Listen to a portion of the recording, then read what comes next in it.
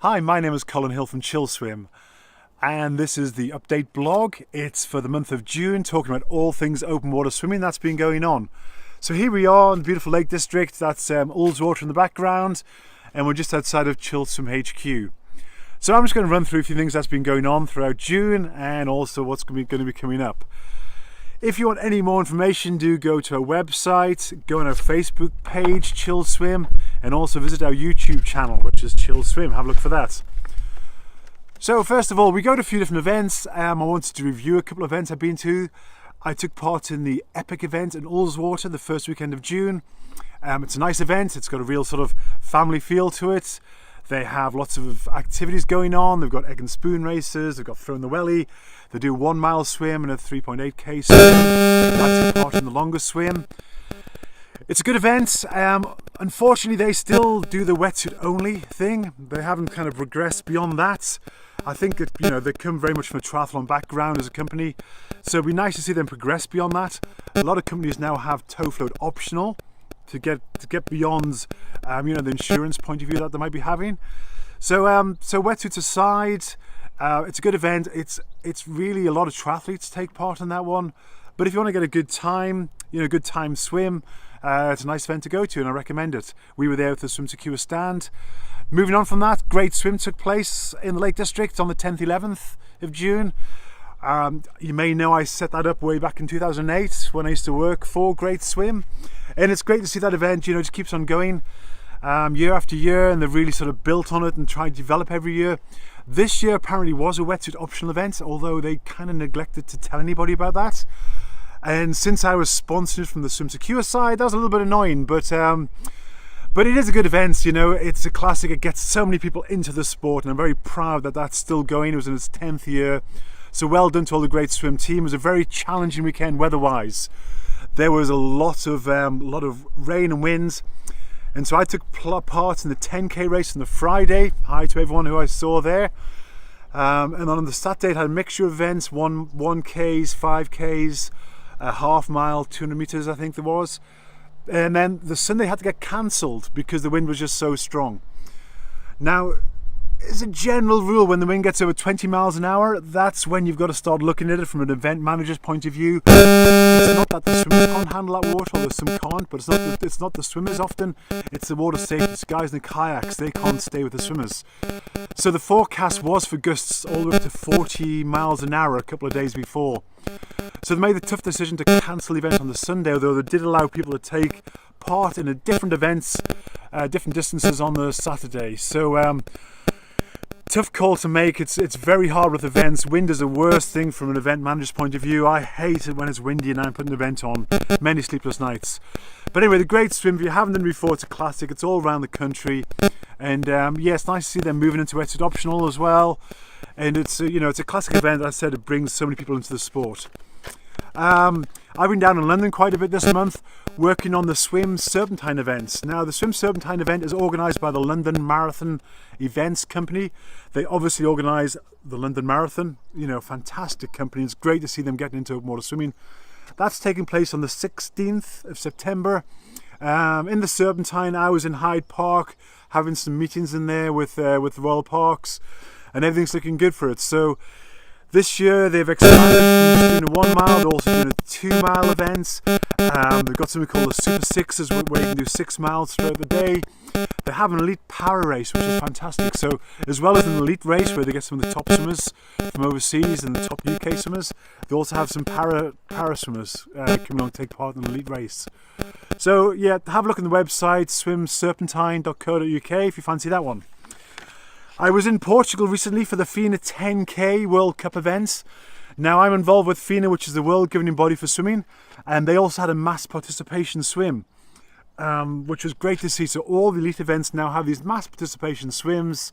So if you love open water swimming and you want to go and watch the elites and also take part in a swim yourself on the same course, that's happening all around the world.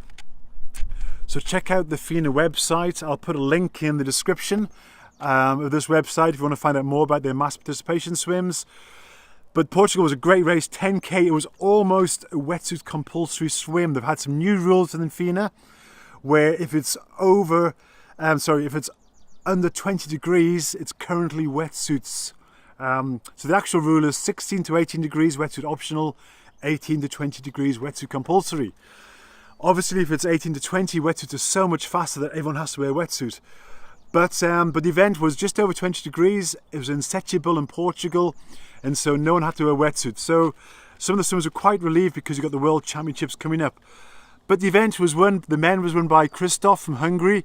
He led the whole last lap, amazing. I've got a video in the Chillswim YouTube, have a look at that. And Bruni from Italy won the women's race, and so fantastic race from her. So it's all building up to the World Championships next month. Team GB, Jack Bunnell wasn't there. He's sort of resting and build himself up for the World Champs. But the other British guys did well. Didn't get in the sort of top three, but they were thereabouts the whole way through the race. So nice to see that.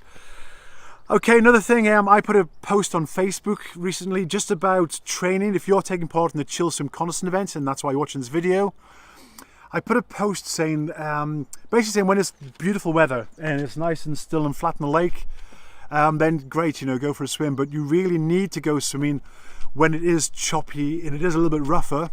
Obviously go with other people and be safe out there. But don't just swim in open water when it's flat, because at the Chillswim Coniston event, you never know what the weather conditions will be like. It could be windy, it could be choppy water, and you want to practice, going out in choppy water, breathing when it's wavy, catching your breath.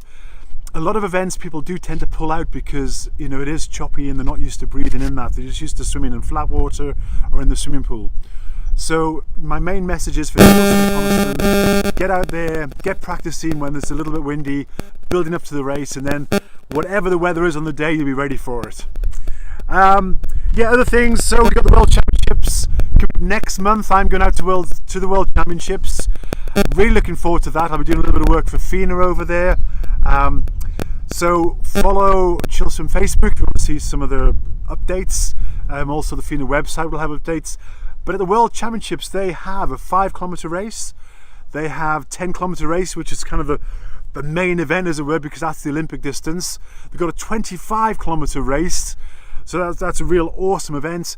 And then they have a new team relay event this year, which is 4 people, 2 male, 2 female, and each leg is 1.25 kilometers, and 1 person from the team goes at a time, and you decide what order you're going to go in.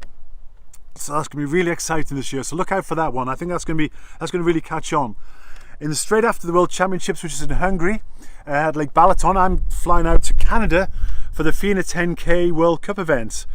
I've been out there before. It's absolutely wonderful. A real traditional event out there. So I'm looking forward to going back out there again. Okay, finally, today, congratulations. So far, we've had 2 swimmers who've been swimming the length of Windermere. You may know that Chillswim, we've got our own rib boat and we do one-on-one support. That's the way we feel that Windermere is best swum. With having a rib boat beside you, so if anything happens we can pull you out, and we're there watching the whole time and you can go what pace you want to do. So we had Hugh Morgans who did 11 hours 18 minutes for a 2-way swim. That's 21 miles, so fantastic. Hugh did that earlier in the month. And today we just had John from the Serpentine Swimming Club, John Turney, and he did it in 6 hours 27. So I just spoke to him. We had a boat pilot, Dave Carroll, who guides our one-way and 2-way swims this year. So I just spoke to him about half an hour ago. He just finished. He was really happy with the swim. So if you want to find out about swimming the length of Windermere, do get in touch. Okay, so thank you very much for watching this video. As I say, if you want more information, subscribe to the YouTube channel. And if you're doing Chillswim Coniston, I look forward to seeing you in September. If you're doing the Swim Serpentine event, I'll see you in mid-September. Thank you very much.